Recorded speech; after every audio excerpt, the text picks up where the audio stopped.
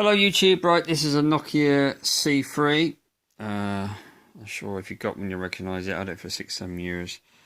And anyway, cut a long story short, it works fine, it's dirty, it's grubby, it needs a new digitizer, which is probably one of these, but it works, it's just got marks on it, and the camera's picking that up. Can you see the little, tiny little,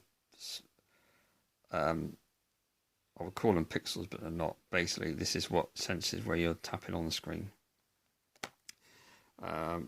Anyway, but it's dirty and grubby. I've got the cotton wool buds and all that rubbish, and a bit of white vinegar. It's probably the wrong thing to use. Anyway, cut a long story short, I took the SIM card out as a insert bit. Obviously, put it into a smartphone using a smartphone, and I put the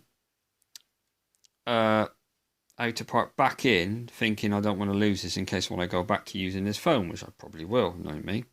And I pushed it all the way in, and it got stuck. Basically, the contacts for the SIM popped up through the middle, and this card got stuck, and I couldn't get it out. And I spent the next part of half hour, 40 minutes trying to get it out, and I can't pull it because I know I'll bend the pins and on where the SIM goes, and then the SIM won't work, and the phone won't work. It'll be useless. So what I did, got a very, very thin piece of plastic, and I cut it to a point. So basically I got a pair of scissors and then cut it to a point, and I've pushed it in there, and it's gone right to the back, and what it's doing is covering over the little connections where the SIM slides in. It's pushed them down. So with my other hand, I've pushed that all the way to the back, and hopefully, see if I can, this is a completely wrong tool, but I'm going to see if I can pull this out.